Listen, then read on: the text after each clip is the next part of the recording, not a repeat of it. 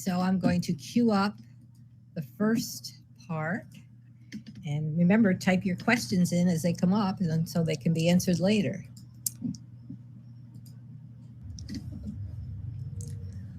Hi everyone, it's Stacy Barnett from Frenzy Dog Sports Academy, and welcome to my webinar, Creating a Crazy Sourcing Maniac. Everybody wants a dog who can source. So that's what we're going to talk about today. We're going to talk about what sourcing is, what it isn't, how to train it, a lot of really cool stuff. So let's get started. All right, let's start off our discussion about what sourcing isn't, because I think a lot of times people confuse sourcing. We throw out a lot of different phrases out there. We throw out phrases like pinpointing. We throw out phrases like precision. So we're going to talk about, first of all, what sourcing isn't. And what it isn't is pinpointing. All right, it's not pinpointing. Pinpointing, when you start thinking about, the dog getting their nose on the tin, that is where people develop issues. That's not where they solve them. All right, that can actually be the cause of some of your issues, and we'll talk about that as well, because people really confuse the word sourcing with the word precision, and they confuse the word sourcing with the word pinpointing. And if you have a high drive dog, even if you can get part of the way there by focusing on precision, but it's not going to get you all the way there, and it can get you in trouble, because pinpointing is two-dimensional. Okay, problem solving is three-dimensional. And if you listen to my webinar on three-dimensional searching with Frenzy Dog Sports Academy recently, you know that two-dimensional and three-dimensional are very different. Two-dimensional, they're on the x-axis, and the y-axis is very flat. The dog can put their nose right on the tin, right? Three-dimensional searching is more realistic, is where the dog has to drive in and get into source. Problem solving is three-dimensional. It's not two-dimensional. So here's the thing. If you don't emphasize that three-dimensional searching, right, you can really increase your chances of having a fringe alert by too much precision work. Basically, the dog is just guessing at that point, because when you try to put two dimensions into three dimensions, it just doesn't work. So you really need to emphasize that three-dimensional searching, and that just basically means adding depth to your searches, adding some, and we'll talk about how to do that. But some over, some under, some through, some around. But basically, the dog's got to drive into source, and we'll talk about what that means as well. All right. Sourcing, this is where I want to change our vocabulary a little bit. Sourcing is actually drive to source. So if we could actually replace our vocabulary, that would be really fantastic. If we could say, instead of saying sourcing, we say drive to source, because the meaning of that word changes. Because when we say drive to source, we're not thinking pinpointing. And our precision is going to be based off of the dog, and it's going to be based off of true sourcing. Because precision is good when it's three-dimensional precision versus two-dimensional precision. Two-dimensional precision is just putting their nose on a spot, which can actually be done by guessing in a lot of cases, and we don't want that to happen. So we need to change our language and think drive to source. The dog pushes in, the dog goes three-dimensionally, pushing into source and gets to source, rather than pinpointing. And when we do that, we can create true sourcing. All right. Now, if you are using a final response, we're going to talk about that a little bit later. You want to add it at the last point when you work through these problems. So I'm going to show you actually how to create a sourcing maniac. Okay, meaning the dog wants to source and the dog is driving to source. I'm going to teach you how to teach your dog to drive to source. All right. And if you're going to be doing a final response, that's fine, but we'll talk about when you want to do a final response and where you want to do a final response and when you want to add that in. So we will get to that as well. And we're also going to talk about pooling odor, and we're going to talk about inaccessible hides, because everybody's, we get so worried about doing inaccessible hides. And I want to tell you guys, don't fear the inaccessible hide. The inaccessible hide, all it is an extension of proper sourcing. Okay, pooling odor. A lot of dogs have a problem with pooling odor. pooling odor is a sourcing problem. It's not a pooling odor problem. So we'll talk about that as well, because your challenges with pooling odor, it's just a sourcing issue. So if you can create a sourcing maniac, right? A dog that drives to source, you're going to eliminate your pooling odor and your inaccessible hide problems. And it's really cool how that happens. All right. So, and I've got a lot of videos for you guys. And here's, when we focus on pinpointing, we lose sight of airflow. And that's the problem. When we start working too much on 2 dimensions, and we'll talk more about when we want to work on 2 dimensions, because sometimes we do. Sometimes we want to work on 2 dimensions.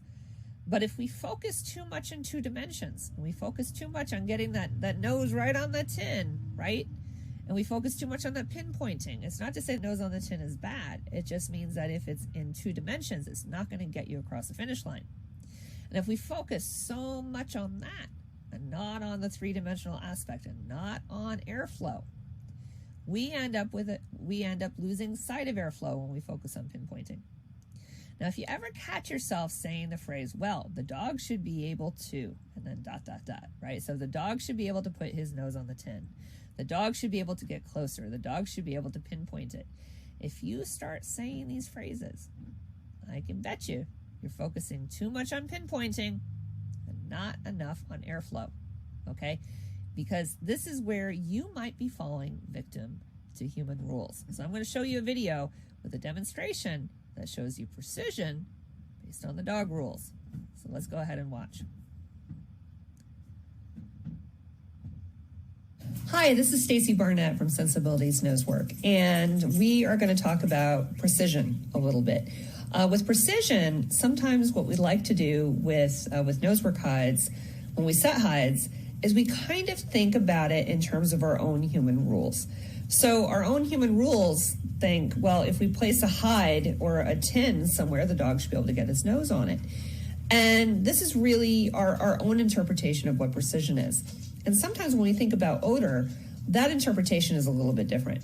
So what I've done is I've actually placed a hide on a barbecue grill, just to be able to demonstrate this aspect of precision. So I've placed the hide, and you'll see this in the video, where it's actually in the front center of the barbecue grill. Now the airflow or the wind is going from right to left in the video. And what's happening is that odor is actually moving to the left. So what you're going to see is the dog, which is Brava. Brava is going to alert on the left-hand side of the barbecue grill. Now Brava is showing precision, but she's showing precision from the dog's perspective. So when we think about precision, we really need to think about it from the dog's perspective. We can take a look at airflow, we can look at our hide, and we can make prediction in terms of where we think the dog is going to alert, and we'll call that the yes zone.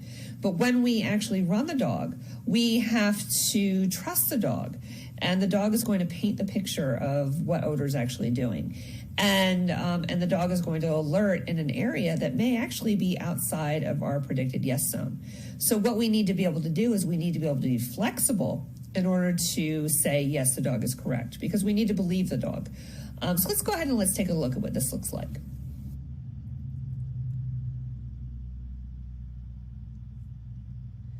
Okay, I just want to show you guys what airflow is doing here. Here, what I want to show you guys is airflow is actually moving in this direction. So we have a hide here at the front of this grill, and you can see there's actually like a lip that runs the length of the grill and runs the width of the grill. Okay, and we have airflow moving in this direction from the right to the left.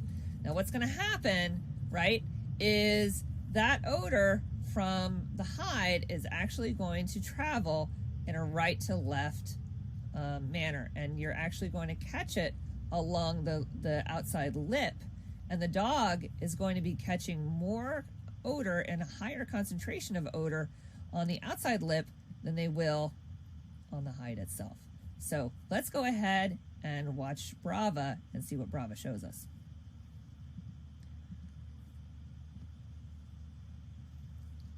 Okay, let's see what we got here, pretty girl. search. So she's already on the downwind side of the barbecue grill, and she's sourcing. She's figuring it out. She's in odor. And alert. Good girl. Good girl. Just as we predicted based off of dog girl. rules Nice versus human rules.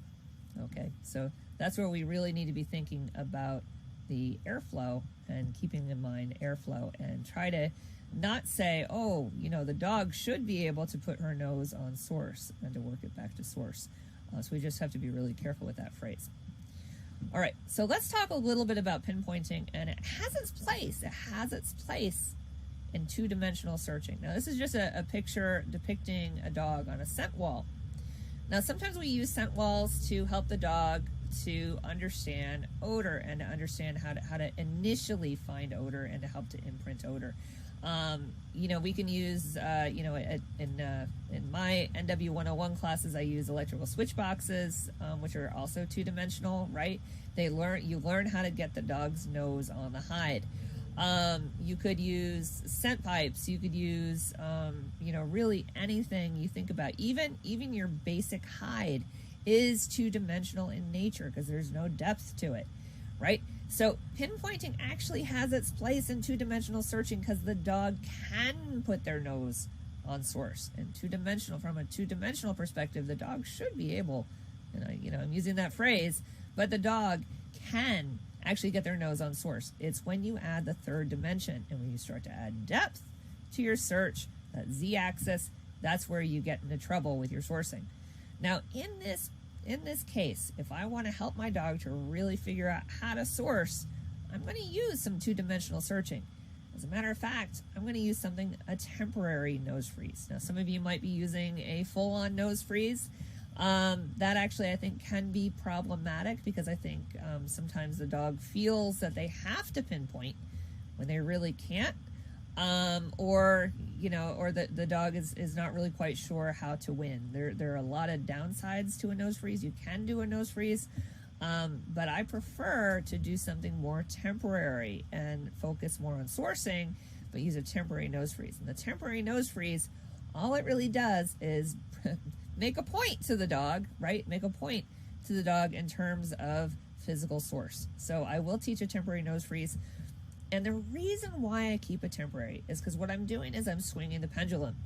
We have a dog who may be a little too fast, maybe they're a little all over the place, they're having a hard time narrowing down the hide location. Okay, it helps the dog to focus.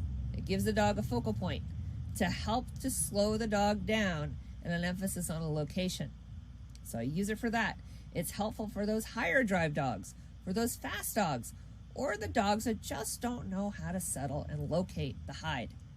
Now, if your dog is a lower drive dog or just a little bit more contemplative, you can do this phase, but keep it brief, okay? Because what you can end up doing is you can increase your dog's contemplativeness, okay, if that's a word. You can increase that in your dog. And if you have a lower drive dog or you have a more contemplative dog to begin with, you're only going to make your searches longer. You're going to make your searches longer, and it's going to be harder on your dog. Now, it doesn't mean that there's not a place for this. It just means that you don't want to spend a lot of time on it. You want to basically make the point and then move on. And I'm going to show you how to do that temporary nose freeze. Okay, so I use a clicker for this. Now, I don't use a clicker for normal training. I do use a marker. I like to use a verbal marker. I use the word yes when I'm training my dog in general, but when I'm training the temporary nose freeze, I go off the ranch a little bit. I do use a clicker for this, and I'm going to tell you why. Why do I use a clicker? So dogs that are used to clickers, they are used to associating the clicker with a behavior. A nose freeze is just a behavior. It's just a behavior. It's just basically the dog guessing that the dog assuming that they're on the hide and freezing at the hide. And now what I mean by guessing is that if we get into the actual science of it, Even though you think you might be at the highest concentration of source, you may not actually be. There's a whole lot to it. But dogs are used to associating clickers with a behavior. Now, a nose freeze is a behavior, okay? So now what it does is the clicker also makes that behavior come front of mind, right? That behavior becomes front of mind. And that behavior of nose to source is what they're thinking of, is that behavior of nose to source. And so it creates an emphasis on that behavior. And that's how we get that very quickly. And what I do is I create duration using something called reverse luring. And I'm going to show you a video. I'm going to show you how to reverse lure. It's very easy, it's very effective, and it's very fast. Okay? So again, even though I ordinarily train with a verbal marker, I tend not to use a clicker, because what happens is with a clicker in normal nosework training, it puts too much emphasis on the behavior rather than the find. And if we think about what is more important when we're searching with a dog, the finding of the hide or the behavior after the dog finds the hide. For me, I'd rather the dog find the hide and have a little bit of enough behavior that I can read it and that is true to the dog, and rather than focusing on a behavior and not focusing enough on the find. And that is the reason why I don't use a clicker. I use a verbal marker. I do use a marker though, but that's the whole reason behind it. So I want to show you a little bit of reverse luring. Okay, now this video is actually shown using a verbal marker. However, it's actually easier with a clicker, but I'm going to show you two videos. So I'm going to show you reverse luring with a metal switch box. Then I'm going to show you reverse luring using my shoe rack. And I'm going to use that one with a clicker. I'm going to use this one with a verbal marker, but I want to show you exactly how to do this. Now, really what you're going to have is you're going to have, my switch box. I'm going to draw this really quickly. My switch box and my hand. Now, my hand's going to have food in it. Now, what I can actually do is I can actually, get that a little bit closer to the dog. My dog sees that food. They want that food, and they put their nose in that switch box, right? And then if they start to take their nose out of the switch box, all I do is I simply draw my hand away from the nose. Okay, and that's exactly what I'm going to do here. So let's go ahead and watch Brava do some reverse luring. So notice I have, she knows how to do this, right? She's done this before, but you notice I can use my hand as the lure. And I can get my hand close, or I can take my hand farther away. See, it's a little bit of a test. It's a little bit of a proof. See if she, I move my hand away, if she takes her nose out. Super, super, super easy.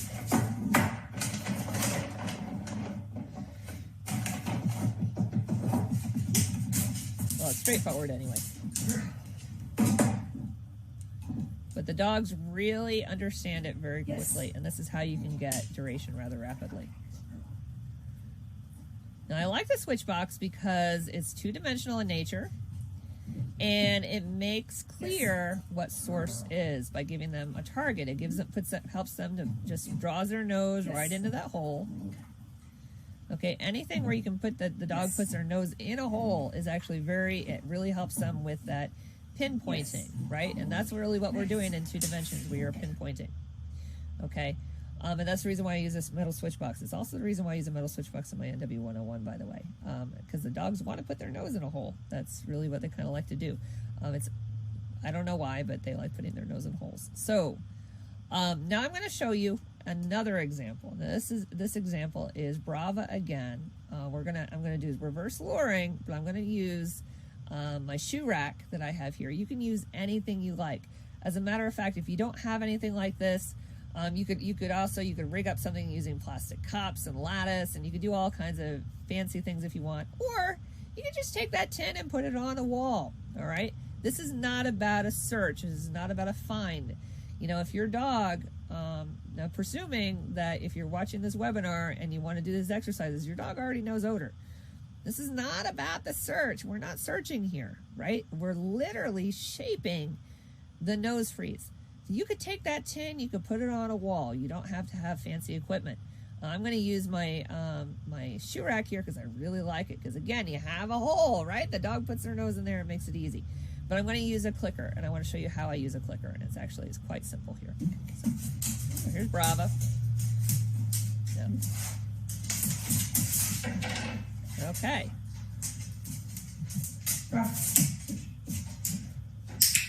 So I'm just going to start with very little duration. So first I'm just gonna, Just so she knows to put her nose in the hole. see, I can reverse lure by holding my hand here. And then I'm going to start the reverse lure process. Girl. Doing the exact same thing as I did with that switch box. Girl. So the click releases the behavior. Now you're going to see I'm going to So start use to a play click around with to release duration. the behavior. You can create duration very quickly. Girl. So this is just to emphasize temporary nose freeze. And again, I'm going to keep that nose freeze temporary. I'll tell you when to get rid of it. Girl. You can use anything that you have available to you. And just put that. Of course, if you have a nose freeze, that's fine, but this can help to improve your nose freeze if you need to. You can Or you can vary the skip this duration, keep variable. Sometimes longer, sometimes shorter. But it just gives her the idea. And the click releases.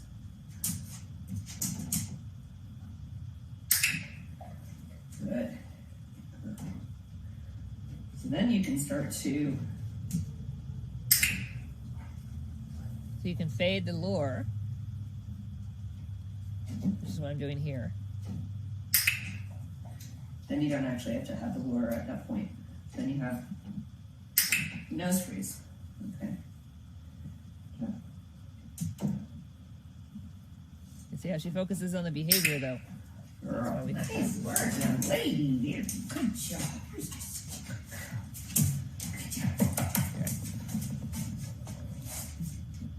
Okay. So now, when we're working in 2 dimensions, this is the next step. The next step. Now we're going to add an aspect of searching. So we're going to be working in 2 dimensions, and we're going to start to get. So here we're still working in 2 dimensions, and this is where I'm going to actually use the shoe rack, right? But now I'm going to reposition it. Now, what I'm going to do is a really cool game. The dogs really love this, and you can vary this depending upon the natural environmental sensitivity of your dog. But I had this huge pile of boxes from Chewy that I had to recycle. If you guys order from Chewy, you might have that same situation, especially if you have multiple animals. So I had all these boxes of Chewy, so I just had this big pile of boxes.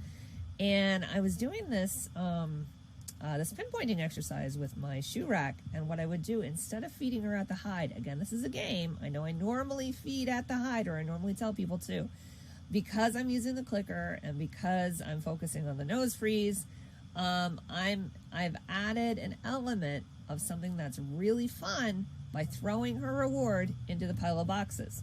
Okay, so I just throw it in the pile of boxes, and all it is a little Zooks. It's a little Zooks Mini, which is like really nothing, even for a Labrador. Okay, but by throwing it into the boxes, I create all of this value because she gets to hunt and she gets to use her seeking system to find her reward.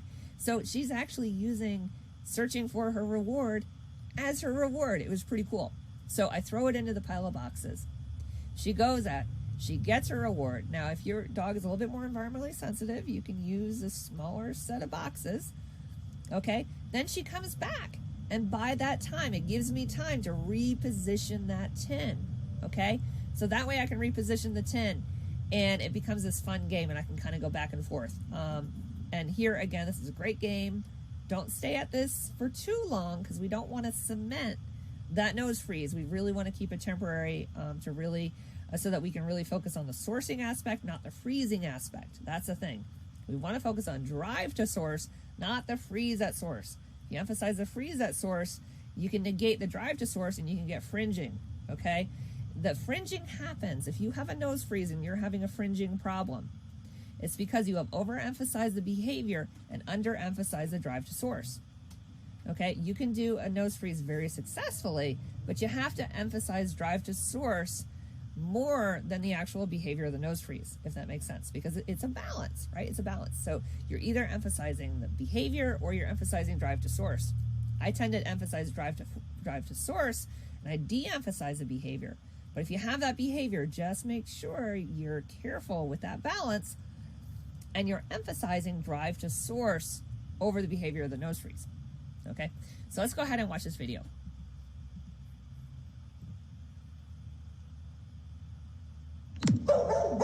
Very excited. There's my pile of boxes. I'm gonna use my clicker for this.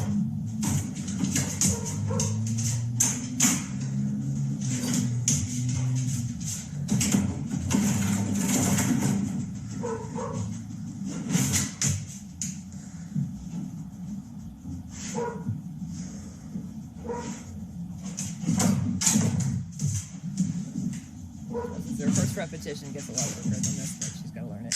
There we go. Girl, good girl. Throw it into the pile of boxes. She's going to learn the GoPro here.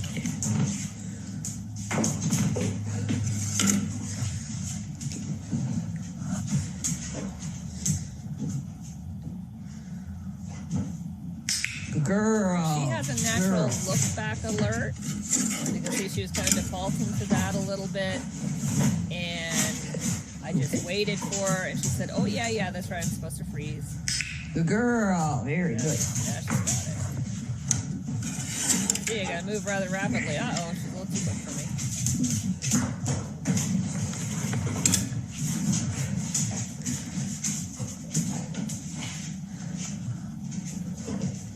Very fun game.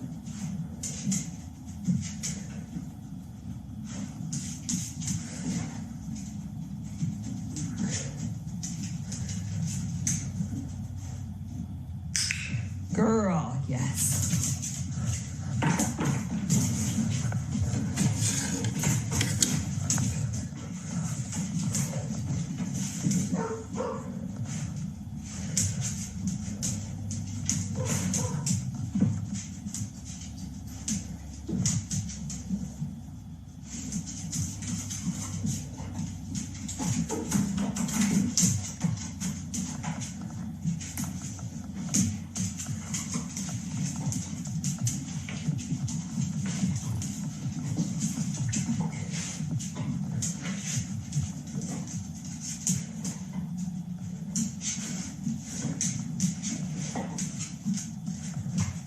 She's got a lot of intensity for this game, and that's actually because Good I'm girl. throwing her Very box, good job. her cookie into the boxes. There we go. There you go. It's actually getting her excited, and that's the reason why her intensity is increasing, and her drive is actually increasing. Because otherwise, this can be kind of a boring game for dogs. So by doing this, we're adding an element cookie? of fun.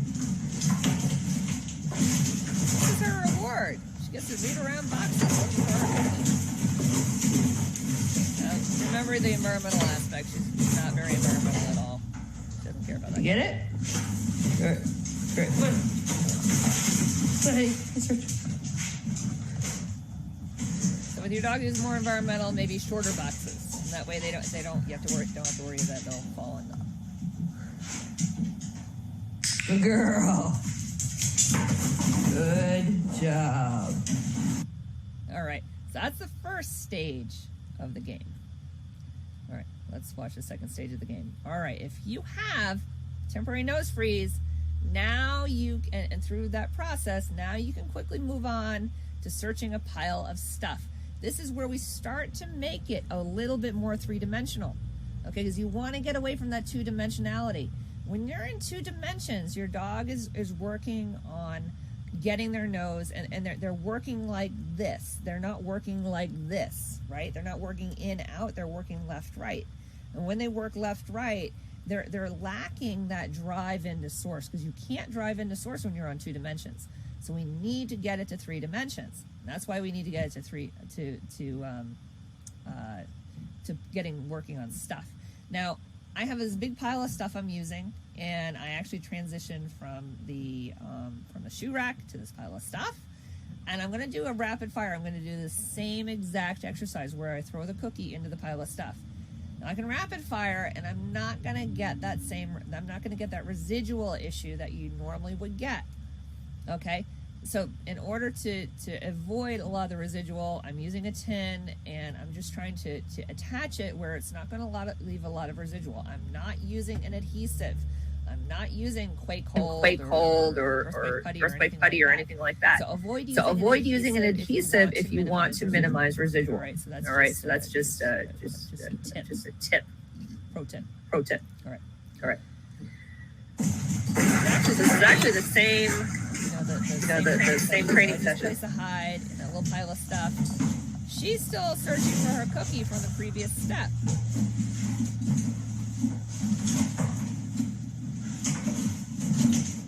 This is very good for inaccessible work.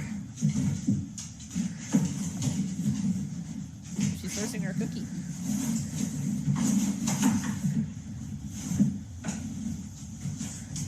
Oh, sweetie. Did you get it all?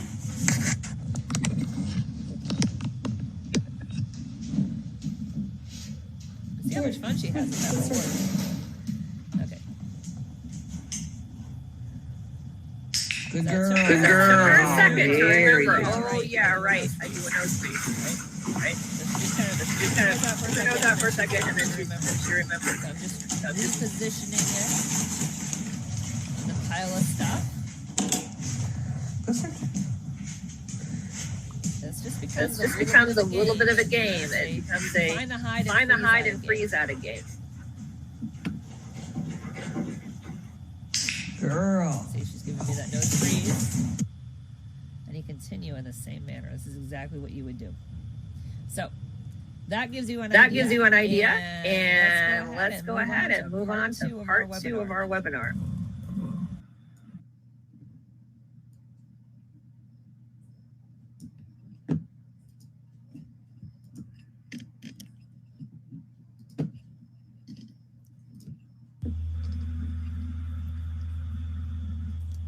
Okay, welcome to part 2 of our sourcing webinar, creating a crazy sourcing maniac. And if you do this type of stuff, your dogs are going to become sourcing maniacs. It's pretty cool stuff. So now let's talk about, now we're going to take that kind of to the next step. And I'll also mention to you guys in a few slides and a few videos when to get rid of that temporary nose freeze. You could start getting rid of it here. But this is also, you can add the fun factor of pinpointing, but you can add climbing or doing something else or interesting or fun for your dog. But I want to show you, this is actually a really cool video here. I have a hide that's like up here in the underpass, and I just put it in the crack. That's a great pinpointing exercise. So she gets to climb up the rock wall and source the hide, and that's a whole lot of fun for her. So that's what we're gonna do here. All right, this is a fun video. Dogs love climbing and searching.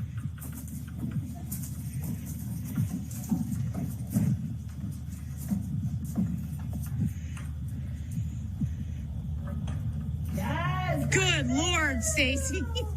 So basically, she gave me the nose freeze on that, and that worked really well. Here's Powder doing the same search.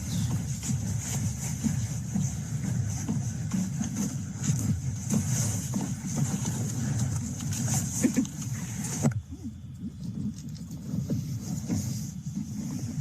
can kind of see this more from the GoPro perspective, but it's the same search.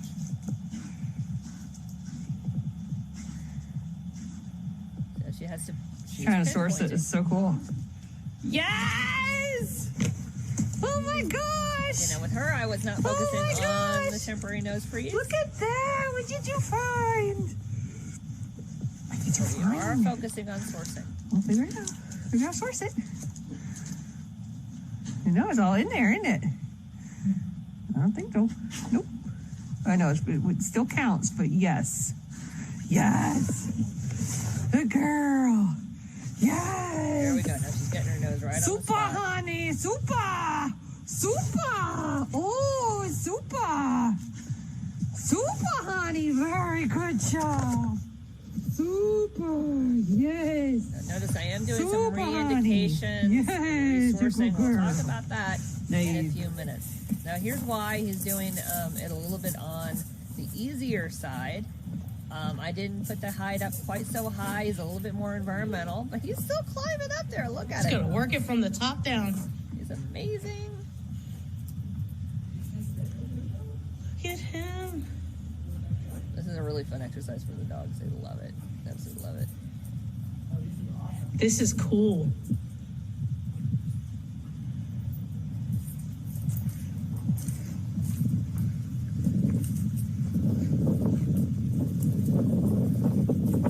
Nice. Awesome. That was so cool.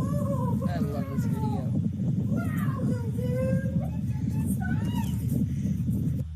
So I really love that video. All right. So now, at this point, I start to transition away from that temporary nose freeze. Because again, I'm only using that temporary nose freeze to make a point to the dog, right? So I'm just making a point to the dog. Sorry, that's a really bad joke. But you know, I want the dog to focus on driving to source, less focus actually on the behavior of freezing at source. So I like the drive to source as the emphasis to the dog, and that's really what the three-dimensional aspect is. And we start getting into the 3 dimensions, and we talked a lot about 3 dimensions actually in my last webinar. But 3 dimensions is searching in 3 dimensions is huge. Now here, I also, during searching, I might ask for those re-indications. Remember, I mentioned that I'm not pushing for duration here. This can help you to reinforce source. So you saw me do that with powder in the last video. You saw me wait for a re-indication, and then I refed. That can help to reinforce source. But I'm not really pushing for duration because I'm not focusing on the behavior. I'm focusing on source. I'm not focusing on the behavior. It's a fine line. Because what is your dog going to remember when they walk away? Are they going to remember the behavior, or are they going to remember source? What are you emphasizing? A lot of nose work, when we train in nose work, it's a lot about emphasis. And if we want to change behaviors, all we do is we change our emphasis. If we change our emphasis, we change behaviors. And so in this case, I might want to reinforce source, so I might re-emphasize, or I might emphasize the re-indication. Now, if I emphasize duration, I'm emphasizing the behavior. Okay, so I make that distinction. All right, let's go ahead and watch this video. There's a hide in the bleachers. I'm just gonna source it out.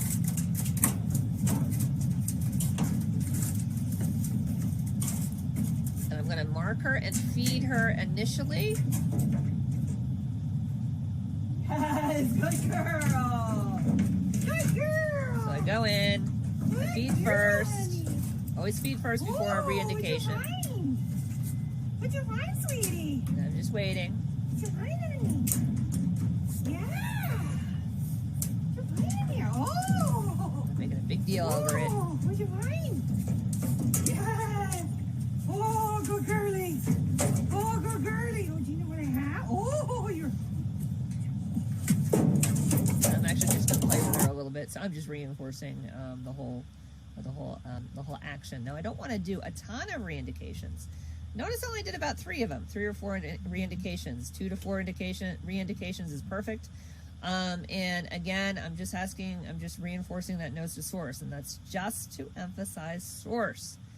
I'm not emphasizing the behavior, and so then I just kind of play with her. But you notice, now the most important thing is to feed first. You feed first and then you re-indicate, because otherwise you haven't fed the dog for finding the hide, right? Feed the dog first. Feed the dog at source. It doesn't matter if their nose is off of the hide. Get in there and feed, because you want to reinforce, hey, you found it, you're amazing, here's your cookie, right? Then you can say, all right, now let's make sure we have a good understanding of exactly where that hide is, or exactly where to indicate. And then you can do, if you want to do your reverse luring, you can, which is kind of like what I did. I had my hand behind my back, and I was just kind of reverse luring a little bit, and that was just to emphasize the indication a little bit. And again, I didn't want to make a big deal out of it. I just do a little bit of it just to emphasize source, but I don't want to do a ton of it. I just want to do a little bit of it. The most important, the fundamental, most important part of searching is the finding. Okay, the finding, you know, they talk about in obedience, the principal part of an exercise. So the principal part of an exercise of the retrieve is going to be actually the retrieve, and it's not going to be necessarily, you know, the front, right? It's going to be the actual retrieve. Not, of course, I don't know a whole lot about obedience. I just want to put that out there. But the principal part of a search is the find. It's not the indication. Okay. Because you can indicate all day, and if it's not on the right spot, you're going to get a no, right? So the principal part of your search is your find. You really, really need to reinforce that, and you need to reward that. You need to feed that. Then you can add and feed and reinforce the indication. But remember where the emphasis has to be on. The emphasis has to be on the principal part. Principal part of a search is the find, right? Okay. All right, so let's talk a little bit about timing the marker. Okay, we're going to time the marker and when we want to start marking. And the thing is, we want to, when we want to start marking after the final response, because a lot of you might be saying, hey, I have a final response. I know you're marking your dog when they get to the hide, because I tend to do that. I time the marker for my greener dogs, and this is what I'm going to talk about. For my greener dogs, I mark when the dog knows that they're at the hide. It's what I call the aha moment. The dog goes, aha, I'm at the hide, aha. And that's when I say, yes, here's your cookie. Okay? Now, with some of our dogs, our more advanced dogs, or dogs who have developed a final response, like Brava has her look back. Okay? What I'm going to do is, when I'm training normally, I'm going to probably mark her after the look back. Okay? But I'm going to do that at a certain point in their training, and only when they're more advanced. So let's talk about that a little bit more in detail. There are really 4 steps from the change of behavior to the alert. So our change of behavior is when the dog has that physical reaction when they encounter odor. Now it can be a change of direction. So maybe they do a head snap, maybe they do a 180-degree turn. It could be a change of speed. Maybe they speed up because they know the hide's farther away. Or maybe they slow down because they're getting really close to that hide. Or you can have a change in focus, which is really just a change of intensity. The dog gets really intense in one spot because they know it's an emotional shift. Okay, that's that change of focus is an emotional shift. But that change of behavior is a moment in time. After that emotional shift, or the change of direction, or the change of speed, we can consider the dog to be in odor. In odor means the dog is now actively working a known scent cone, okay? And so they work that scent cone, and they find the general location of source. Then we get into the third step, where the dog actually finds the source and understands they're at source. That's a point of understanding. That's a point of the aha, when the dog goes, aha, I'm at it, right? That's that aha moment. It's step 3. At this point, what the dog does when they're thinking, aha, they are giving you body language. Okay, there's this communication that's unconscious to them, because they're not thinking about, oh, I think I'm going to twist my head, or oh, I'm going to curve my back, or something like that. They're giving you all kinds of communication that's telling you that they're at the hide. Then they go, okay, now that I have the hide, now I need to communicate to my handler that I found the hide. And then maybe they do a freeze, maybe they do a look back, maybe they sit, maybe they, do whatever they're going to do. But that's that alert behavior. That is step 4. Now, step 1 through 3 is all about finding the hide and knowing that they found the hide. Step 4 is the conscious part of that, where the dog consciously communicates. All the communication, step 1 through 3, is not conscious. It's unconscious communication. The dog is just basically finding the hide, and you're reading the dog. So you're reading the dog for steps 1 through 3, and then you get that final alert at step 4. Okay, so there's 4 different steps here. Now, what I try to do is, depending upon, I'm going to show you actually, there's a single hide here, and I think we have like 5 dogs searching this same hide. Now, what I want to show you is based upon the stages of where the dogs were in their training at the time of this video. You're going to see that some of them don't have a discernible final response. Some of them do. So let's pay attention to when we actually mark the dogs. All right, so this is a comparison of the timing of verbal mark. This is just our 4 steps. Remember, the first step is a change of behavior. The second step, the dog is in odor. The third step, the dog realizes they're at source. And the fourth step is the dog gives the alert behavior. Okay, so now the first 2 dogs here have not developed that conscious final response behavior. They just go to source. And for green dogs, I mark at that aha. Okay, so this is when Powder was 8 months old. She had all 3 of her ORTs at this point. Girl. Now, twice that, she's now about 16 months old. So now she's going to have a change of behavior with an increase in speed. She transitions to stage 2. She starts to localize. She's in odor, right? And she's about to have that aha. Notice like that she's getting very intense in the area, that change of emotion. Now she has this body curvature. That's when I know she's at the hide. And I mark her, right? Hopefully your hide doesn't blow up. Good girl, nice work. All right, so this is why. So he's 8 years old. He has his NW2. He's preparing for NW3 in this case. Change of direction. That's your change of behavior. You get that clear head snap. Stage 2 is short. He's in odor. Then he goes, aha, right? And he shows this with his paws, and the tail goes crazy. Yes!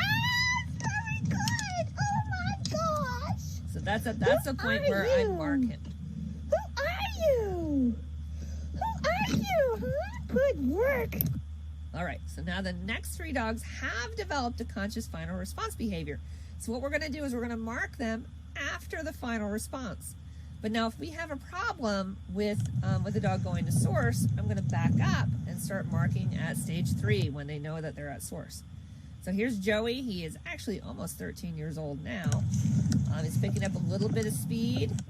And he has an NW3 title. It's very brief. He's in odor.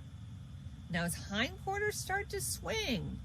And that stage 3 kind of blends into stage 4 as he lifts his paw. Yes! Super!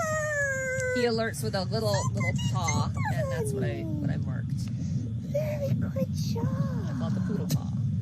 Good work. I have rarely ever seen a poodle that doesn't do it. All right, here's Brava.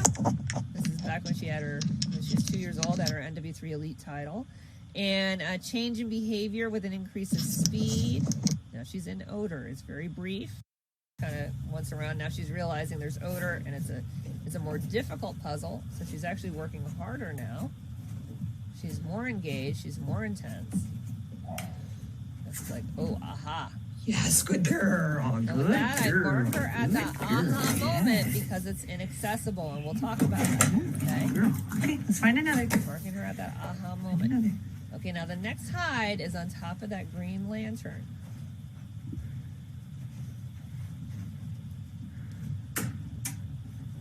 Yes, good girl. Good girl, honey. Again, just a little bit of a weird Good job. hide. Nice work. Just a little bit of a weird hide. And a lot of fun, too. She really enjoyed that. Okay, so how do you know if your weird hides are too difficult? And sometimes they are. If you see loss of interest or you see some slowing down of your dog, you've made it too hard. And the thing is, we're going to expect that these searches are going to take a little bit longer, but don't set them in such a way that you think your dog will give up. Start with some single hides, and when your dog really gets into those weird hides, you can add a second hide. But you're going to find that single hide search is going to be extraordinarily powerful. Now, did you notice how I had the 3-dimensional aspect to these searches, right? We had an aspect of over, through, that kind of thing. It's 3-dimensional. The weird hide game tends to be 3-dimensional. So you want to play around with the 3 dimensions of your search space. So now let's talk a little bit about spatial problem solving or spatial processing searches. That's another aspect of problem solving, and that is also a 3-dimensional aspect. This is where the dog has to navigate over, under, or through an object or barrier if they want to get to source. This is a sourcing game. And you can either use large barriers, you can construct mazes, you can do all kinds of things. So let's go ahead and take a look at some examples. Now here's Anna with Axel, and Axel is navigating a maze in a tighter space. This is a three-dimensional search. There is a hide, and I'll show you in just a second where the hide is located. It's in that back nook there. All right. So the hide is actually back in that nook. All right. So he's having to really work that tighter space, a little bit of a maze to get to that hide.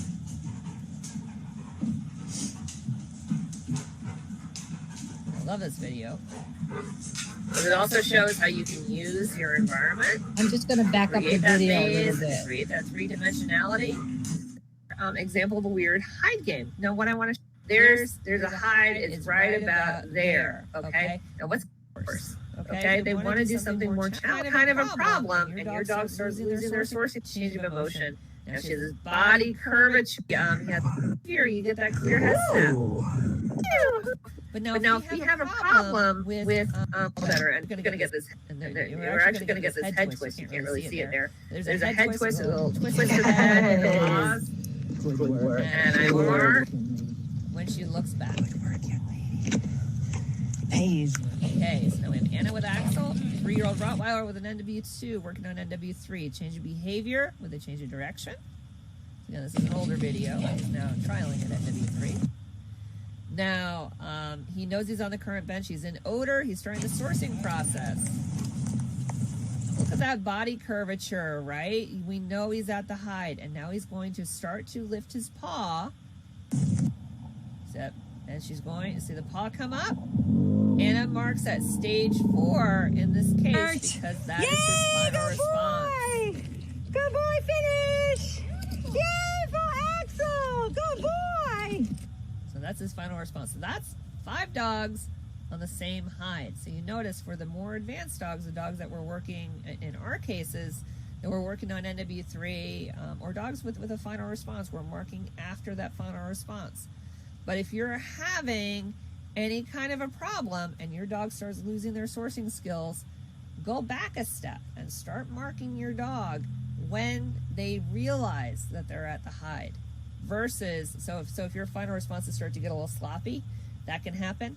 So if your final responses start to get a little sloppy, go back and start marking as step 3. It makes a big difference. Step 3 is when they realize that they're at the hide. Okay.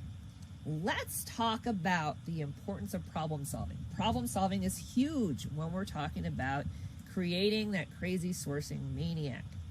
All right. What do you find more engaging? Now, I did a poll, and people were pretty 75% of people were had one answer, 25%. So I'll tell you that answers. But what do you find more engaging? Something that's easy to accomplish, or something more challenging? And 75% of people said more challenging, of course. Okay, they want to do something more challenging than something simple. It's more engaging. Challenging is engaging.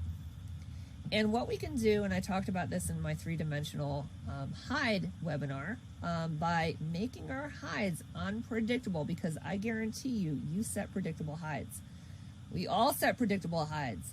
But if we want our dogs to be interested and we want to increase the challenge level, we have to be unpredictable.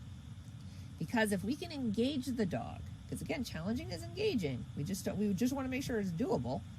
If we can, a more engaged dog is going to work harder to source, drive to source, and find the hide. Okay, this is where we're reinforcing that drive to source behavior by giving them something 3-dimensional and something challenging. Okay, I call this my weird hide game. I'm going to show you a couple of examples. This is just an example. There's a hide. I've used this before. There's a hide on the back of the bed headboard, and it's just kind of a weird hide. Okay, so I'm just going to pause that for a second. There's a hide. It's right about there. Okay, now what's going to happen is a lot of that odor is dropping.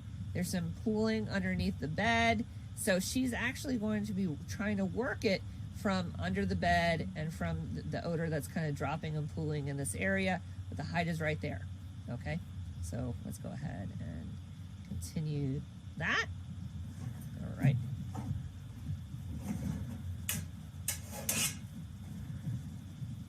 She's very engaged here.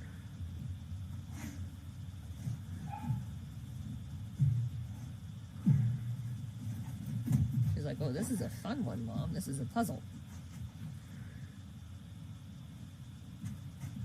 She's actually checking under the bed. Now she'll figure it out.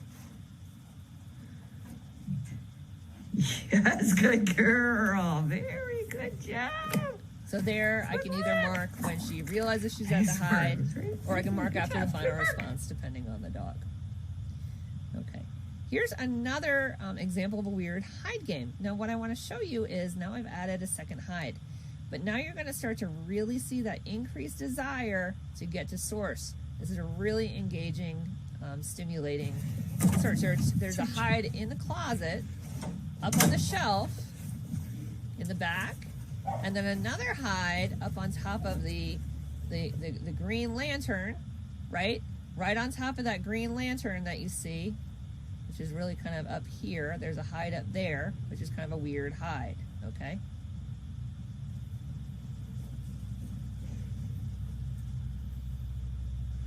So she's going to be thinking, okay, so she's going to check kind of normal spots first, and and then she's going to start to say, oh, this is Mom's weird hide game, and then it starts to get really interesting. It's a little bit harder to find. I'm just going to let her work. Just going to let her work. Let her engage herself. This is not about speed. This is about problem solving. She's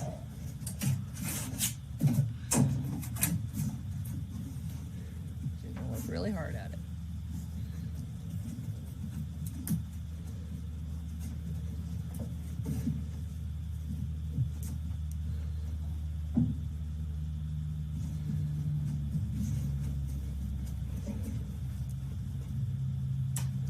Her seeking is getting a little stronger. Working a little harder now that she did her first kind of once around. Now she's realizing there's odor, and it's a more difficult puzzle. So she's actually working harder now. She's more engaged. She's more intense. It's like, oh, aha. Yes, good girl. And with that, I mark her at that aha moment because it's inaccessible, and we'll talk about that. Okay. Okay, let's find another. Marking her at that aha moment. Okay, now the next hide is on top of that green lantern.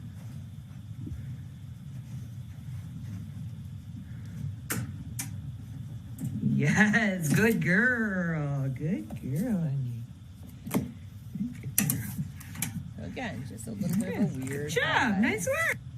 Just a little bit of a weird hide. And a lot of fun, too. She really enjoyed that. Okay, so how do you know if your weird hides are too difficult? And sometimes they are. If you see loss of interest or you see some slowing down of your dog, you've made it too hard. And the thing is, we're going to expect that these searches are going to take a little bit longer, but don't set them in such a way that you think your dog will give up. Start with some single hides, and when your dog really gets into those weird hides, you can add a second hide. But you're going to find that single hide search is going to be extraordinarily powerful.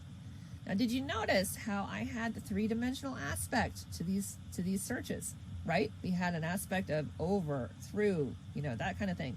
It's three-dimensional. The weird hide game tends to be three-dimensional. So you want to play around with the 3 dimensions of your search space. So now let's talk a little bit about spatial problem solving or spatial processing searches. That's another aspect of problem solving, and that is also a 3-dimensional aspect. This is where the dog has to navigate over, under, or through an object or barrier if they want to get to source. This is a sourcing game. And you can either use large barriers, you can construct mazes, you can do all kinds of things. So let's go ahead and take a look at some examples. Now here's Anna with Axel, and Axel is navigating a maze in a tighter space. This is a 3-dimensional search. There is a hide, and I'll show you in just a second where the hide is located. It's in that back nook there. All right. So the hide is actually back in that nook. All right. So he's having to really work that tighter space, a little bit of a maze to get to that hide.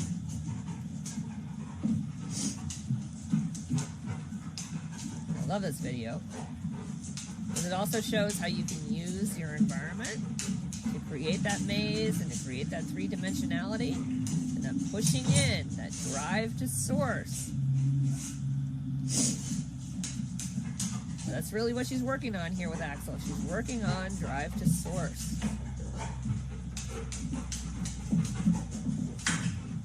Here's pushing in. And right there. Alert! Good boy. So that was a maze in a tighter space. Now here's another example. In this example, this is Judd, and there is a hide under the bleachers. Okay, so what he's going to have to do is he's going to have to go in. Now I do start him a little bit on this side. He has to kind of figure this out spatially. You're going to see him come around and source it from underneath. So he is doing some problem solving here. Okay, and that's about sourcing. All right, let's go ahead and watch What this. a one happy pop. Good job, buddy. Are you ready? You got your breath? You good? All right. Search.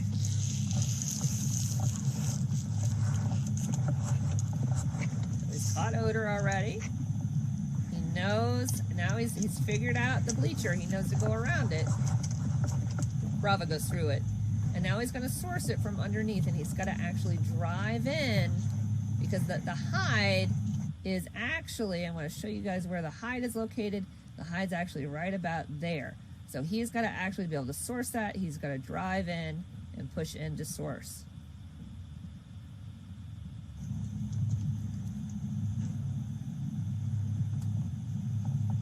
Again, this is a sourcing Yes, exercise. good boy. Beautiful boy. Beautiful job. Nice work, honey. All right. So now, this is another example. And this example, Powder figures out how to go around a barrier. There, I'm using my, I'm using a barrier of all that recycling, right?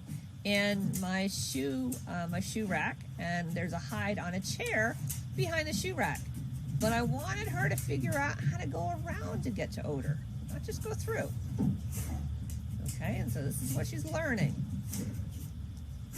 A little bit of problem solving. There we go. Now she's over here, now she's got to source it.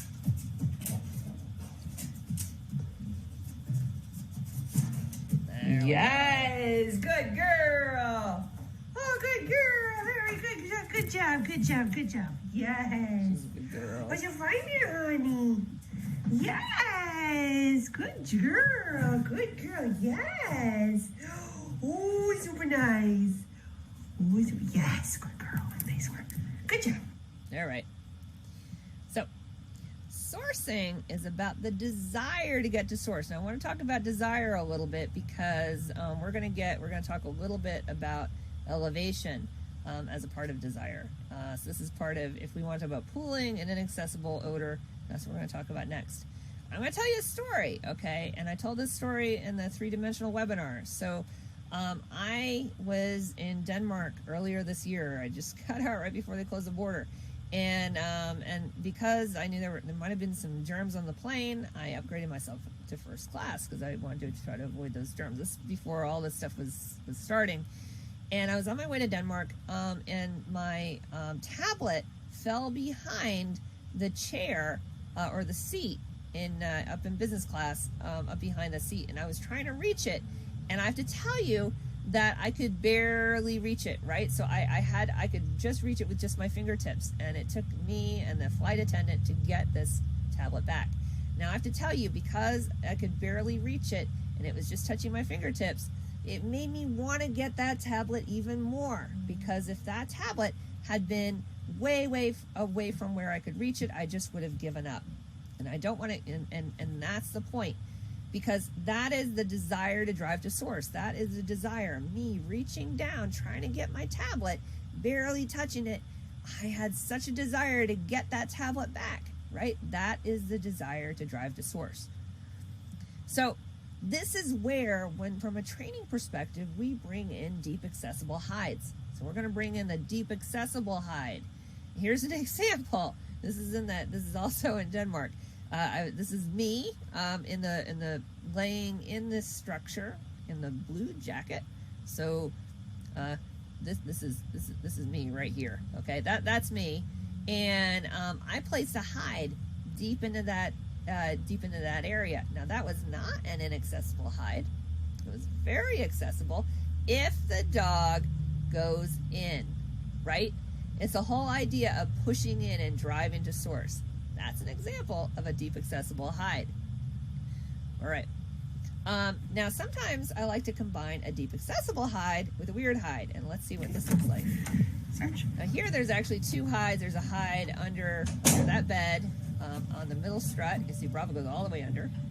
Yes, good girl. Now for her, Good that's a deep girl. accessible I know it's because she under there. doesn't mind going under the bed. Okay, let's find That another. was a deep accessible hide.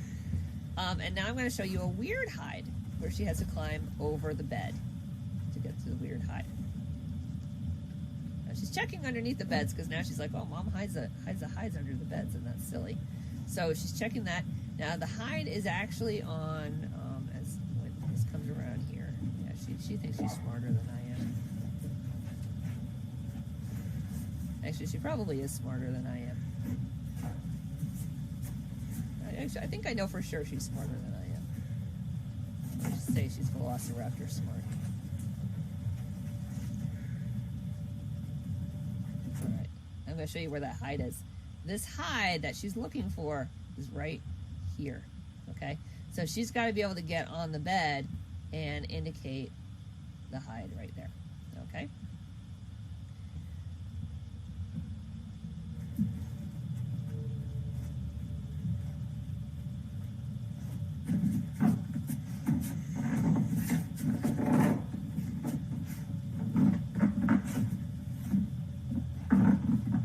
Yes, good girl. So that was a weird Nice. hide, and I combined that with a deep accessible hide. Very good. Good girl. Okay, come on. Good girl. Okay, so here's another example of a deep accessible hide. Now I set this when I was in Copenhagen, and the hide itself, it's on that back wheel. All right. Now you could say, oh, that's inaccessible, but I have to tell you, every single dog who ran the search in the seminar treated it as an accessible hide, and I do believe we had big dogs, we had small dogs, we had all kinds of dogs. So it wasn't just little dogs that were pushing in. We had a Leonberger push in.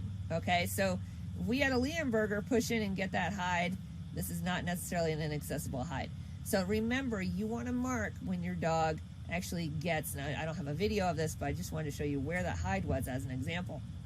And you want to mark when your dog gets to the hide, not after they pull back, right? And that's the thing, because we're marking that drive to source.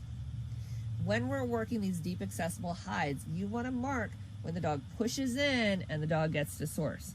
Because then we're saying, yes, that's correct. Because if we mark when the dog pulls back to give us a final response, we're saying, yes, pulling away is correct.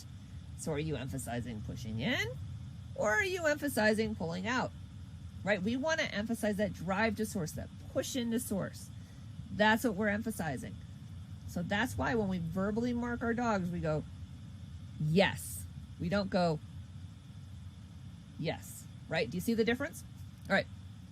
So that way, we're emphasizing that drive to source. Now, the really cool part about this is that deep, accessible hide turns into our inaccessible communication.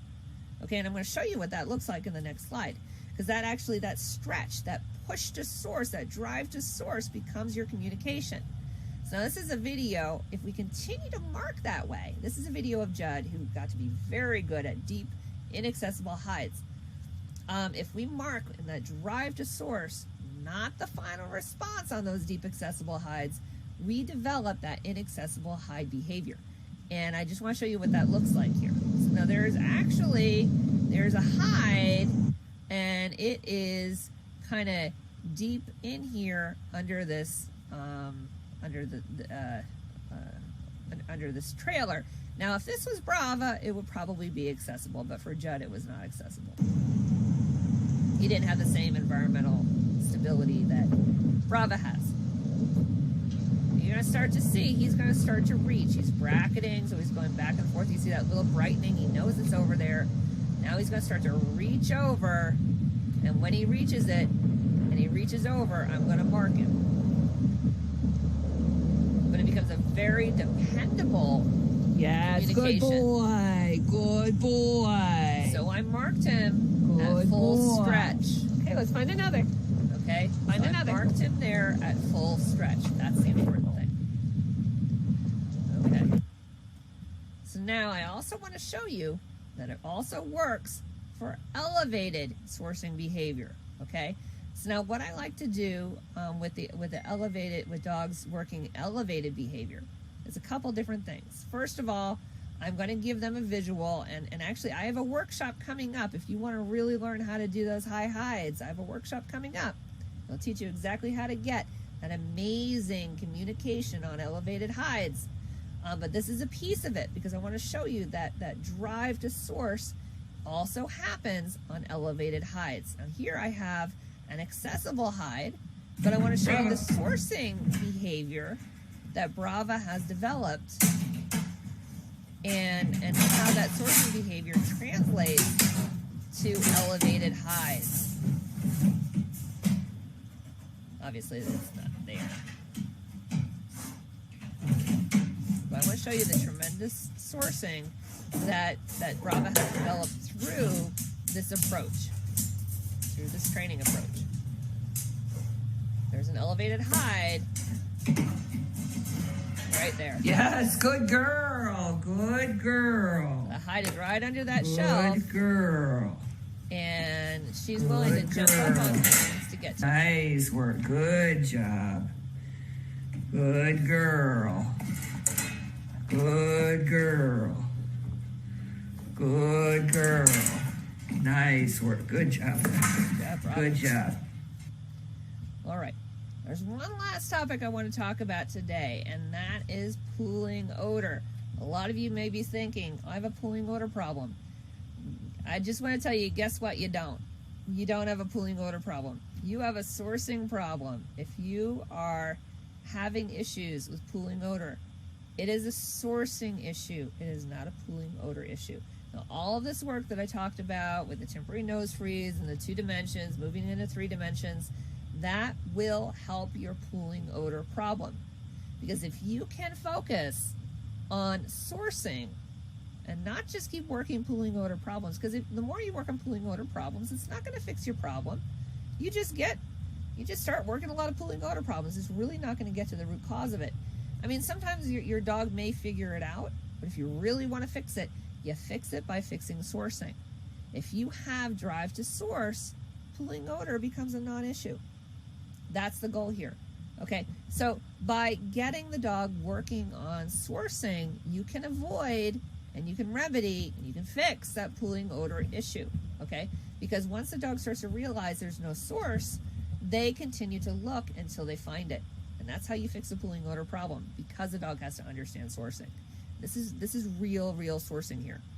Okay, so now I want to show you the video. Okay.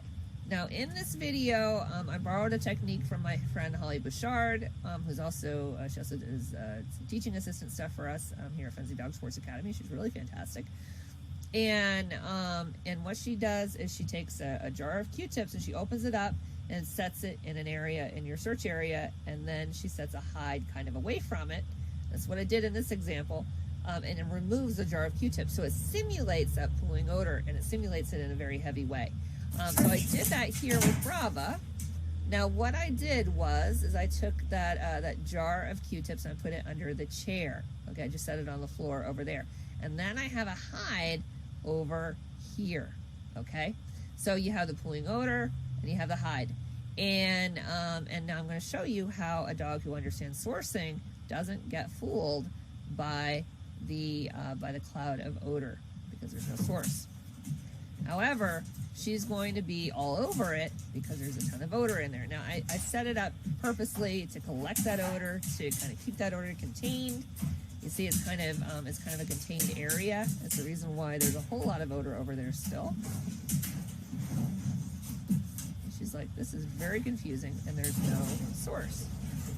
Now, what she's going to do is she's going to naturally start to explore out farther.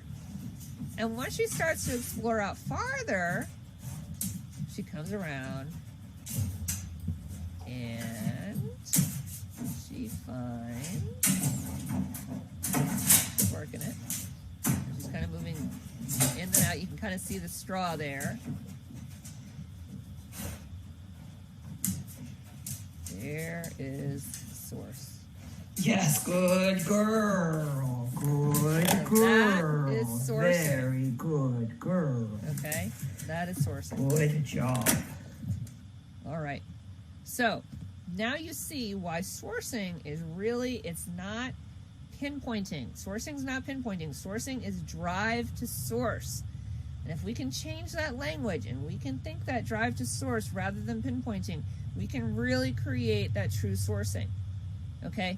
And if you're using that final response, this is just kind of you remember, you want to add that last when working these problems. Okay? Well, this says we will talk about that later. We've already talked about that. Add it last, right? Add that final response last. And these issues of pooling odor, they go away, and issues of inaccessible highs, they go away on their own if you focus on sourcing. Again, sourcing is drive to source. All right? And because challenges, when you have challenges with pooling odor, you have challenges with inaccessible highs, except the kind that are contained in drawers and cabinets. That's separate. Those are sourcing issues. Okay, they're sourcing issues. Pooling odor is a sourcing issue. Inaccessible hide problems is a sourcing issue. Right? Elevated hide problems is a sourcing issue. It's all a sourcing issue. So if you can build this sourcing capability and you can build this drive to source, you're in really good shape. All right. So let's go ahead and get to questions. I hope you guys have really enjoyed this. Okay, so I'm bringing up the questions.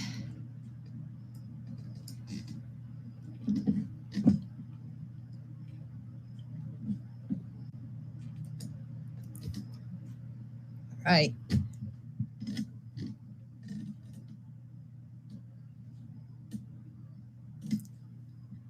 Oh, I'm not hearing you, Stacy.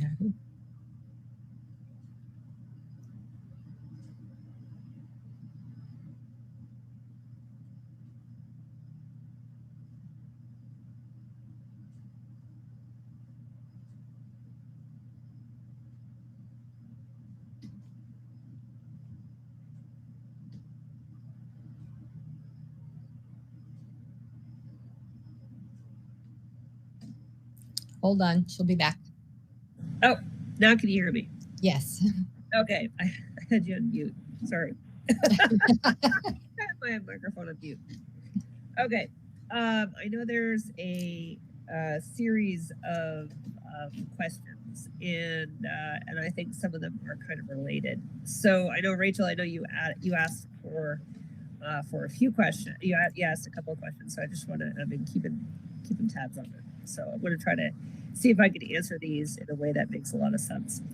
So your question here says, is there any source in the hole? Okay, this is just basically saying, is there odor in the hole, or is it just behavior with the hole itself? And what I definitely tell you there is that there is absolutely odor there, and that odor it's in a tin, and it's in the switch box. Now I know there's other types of training types of ways of training where you may start without odor to teach the indication. For this particular purpose and for this particular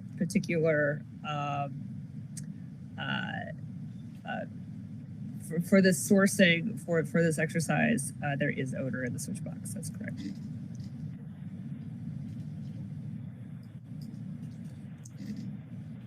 Okay. And here's a question that you kind of did a lead on into that one and said, can you progress this stage by not clicking reward at source and then tossing the treat into the boxes? Does that still create drive? Hold on. Rob, he's starting to work up. Sorry. Very, very demanding dog. So let's talk a little bit about why this works and why the clicker is a marker. So when you have a marker, actually you don't need to reward at source. For the purpose of this exercise, I'm just trying to do something real quick. Okay, so for the purpose of this exercise, I don't reward at source. Now, for your training and normal training, you may want to reward at source. However, if you're working a duration exercise, it's very difficult to do a duration exercise without a marker. I'll put it that way. So you really kind of need a marker to be able to build a duration. And even if you don't use a marker in your standard training, that's fine. Keep in mind, sometimes you may decide to do an exercise with your dog, and you may decide to train it a little bit differently in training for the purpose of that exercise, and then maybe you don't do that in your standard way of searching. That's training. Sometimes like with Brava, I sometimes toy reward her in training, but I don't do it in trialing. So sometimes you make different decisions based upon the objective of what you're trying to achieve. So in that case, honestly, I would be using a clicker. I don't use a clicker in normal nose work, but I use it there. And so what I do is the reward is hunting for the cookie. The reinforcer is hunting for the cookie in the pile of boxes. The reinforcer, if I feed her at the hide and then toss it, then she's just hunting for a cookie in a pile of boxes. But if I mark her and then throw the reward, her reward is in the pile of boxes. And so you get that she starts to understand that exercise is her reinforcement. The cookie's not the reinforcement, it's hunting for the cookie in the boxes is the reinforcement. So for that, in that case, I would definitely do it in that way where I click or say yes. You can use a verbal marker. I would definitely use a marker because you're working a duration behavior, because it what it does is it releases that duration behavior, and then I throw the reward into the pile of boxes as a reinforcer. So it's just that's a reinforcer versus just giving the cookie. Hopefully that makes sense. And which is kind of a lead into this question, because I saw the series of questions. It says, does letting her search for a cookie ever create problems later on when the food is a distraction? Well, like I said, it's an exercise. What you do in an exercise isn't how you always train. And so if I do that as an exercise, it's not going to change her perceptions about distractions, because that's also her reinforcer. She's been given a marker and given the reinforcer. So she's not just scavenging kind of, without regard. So that is actually her reinforcer. And because she has the marker, she understands that's her reinforcer, and it's just an exercise. So the way it's structured, no, it would not be a problem. So Terry says, couldn't hear, are you saying for the dog to something for the dog to reindicate? So I want to talk a little bit about reindications, because I asked somebody, could you remind me? I will occasionally do a reindication if I have already paid the dog at the hide, and if it's not a pinpointing type of setup. I'll put it that way. So if it is two-dimensional, I don't ask for a reindication. The reason is that the dog is actually at that point, it's just targeting, and it really, sometimes they don't even think about the hide, and they actually get less precise. So what I would suggest is from a reindication, if you do it once or twice, maybe, and only after you've already fed for the hide. And in that case, I would also only do it in the case where there is some depth to that hide. So like, I showed you with powder, she's going underneath the bench on the bleacher. That's fine. So she's reaching under. It's actually marking the reaching under. It's not marking the getting the nose on the hide. It's not a pinpointing. It's the driving in towards it. That I'm totally okay with. A couple of re-indications. I just would not overdo it because it is a pendulum. And if you do too much of that, you're not reinforcing the actual hunting for the hide very well. Like that's kind of like an afterthought. And we never really want to do that. So what I would be doing is 1 or 2, if that, and only in the case that the dog actually has to kind of reach for it, like underneath the bleacher. Ideally, you don't verbally encourage it. Again, I have to say that those videos are like 3 years old, so I have to say that. But you know, what you don't want to do is ask for a re-indication if it's like pinpointing, like say on a wall or something like that. Because at that point, what you may start to see is that the dog actually gets a little kind of off center. And because at that point, it just becomes targeting. It doesn't necessarily have anything to actually do with odor. So hopefully that clears up a little bit on the re-indications. Next question. Oh, okay, sorry. Sorry, it was the same person. That's why I got confused. It was 2 lines. I've been told to reward at source, but anymore I see people having the dog come back to them for a reward. Honestly, it comes down to if you use a marker. So if you use a marker and your marker is a release cue, then it actually doesn't matter because you've marked the dog. If you do not use a marker, you absolutely have to reward at source.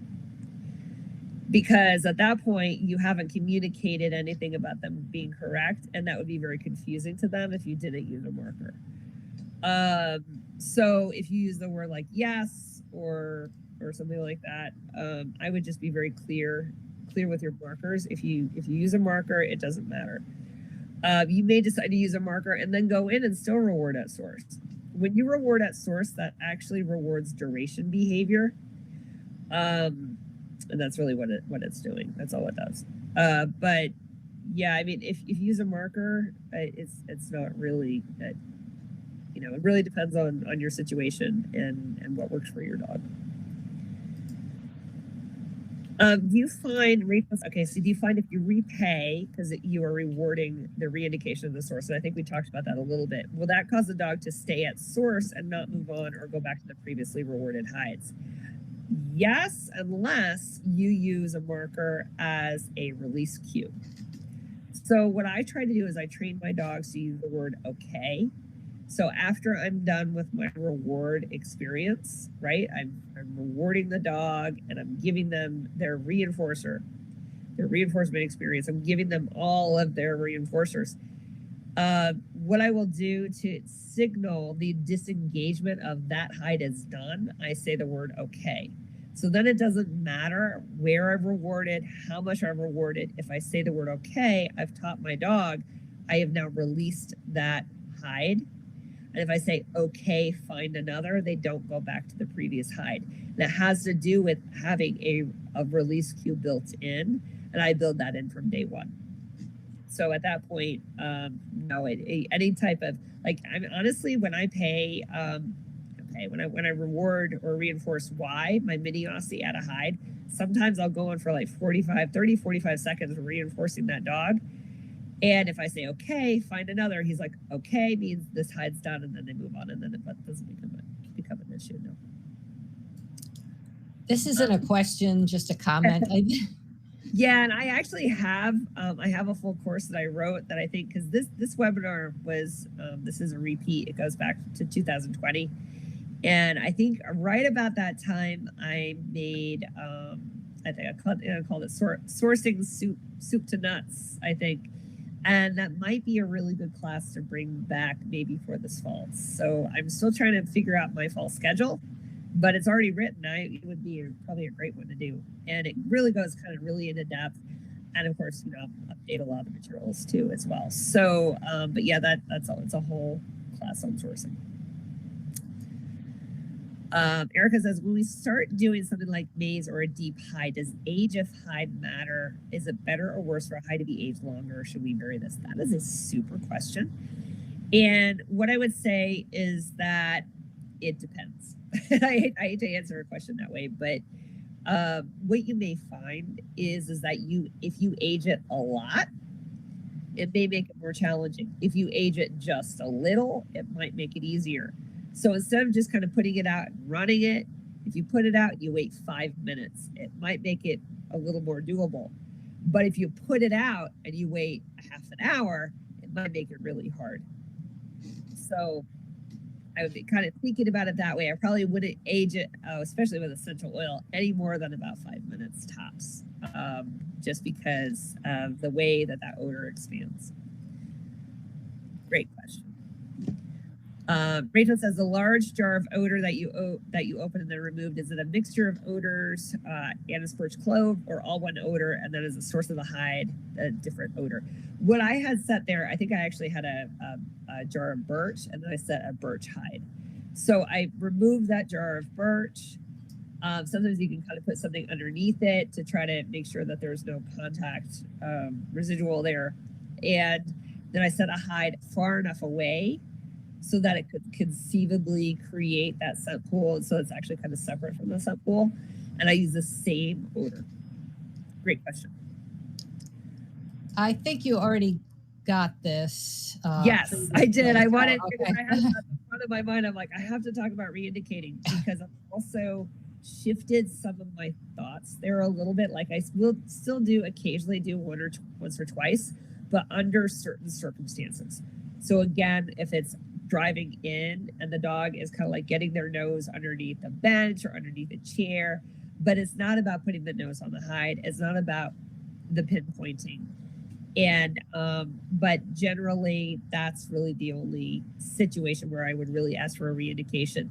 I think, and then when we do it, we just have to make sure that, like for instance, you don't want to have a big search and then ask the dog to reindicate on the hide like 10 times. Like honestly, the dog would totally forget that they did the search. So you want to try to balance that. If you do some reindications, I would probably do like max 1 or 2 just to kind of reinforce and not just reinforces the alert behavior. That's all it really does. Guys, it doesn't actually, sometimes it doesn't even have anything to do with odor, which is why I would only do it if it was like going underneath like a bench, kind of like how I showed it with powder.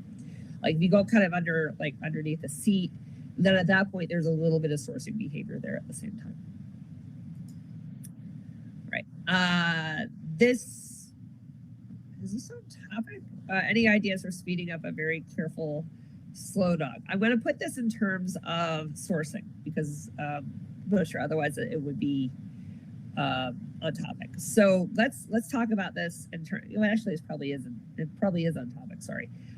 So in terms of sourcing, any ideas for speeding up sourcing for a very careful, slow dog?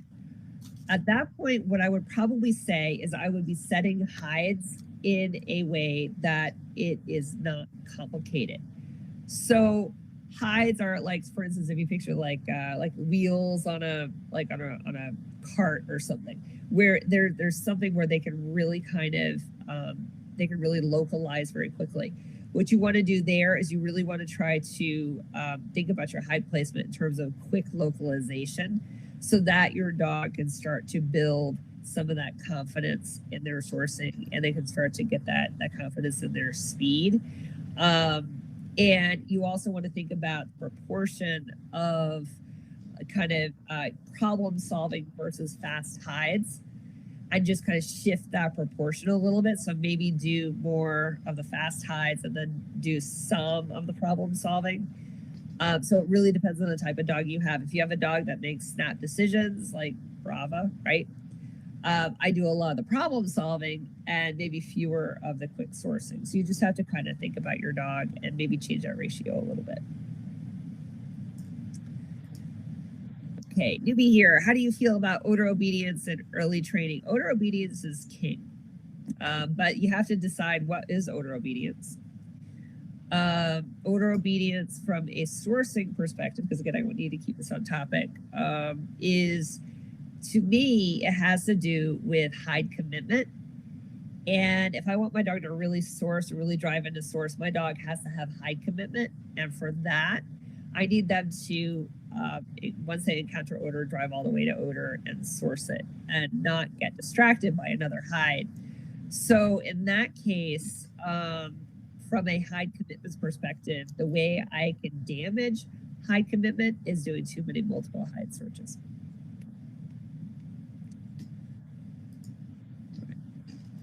You worry that a dog that is new to elite detective and has been exposed to more and more high inaccessible hides will start to show more fringy behavior. Yes, provided that, so for instance, if you're only doing big high hides, and when you say, you know, I'm going to do a high hide, you always set it at 6 feet or something. What you're going to find is that they are going to start to fringe a little bit more. What you'll probably want to do instead, what I do with my dog, who my Summit dog, right? So I set a lot of the hides just out of reach and for training purposes. That is, we work on sourcing those just out of her reach versus really high up, because how you train and how you trial should not necessarily be the same. All right.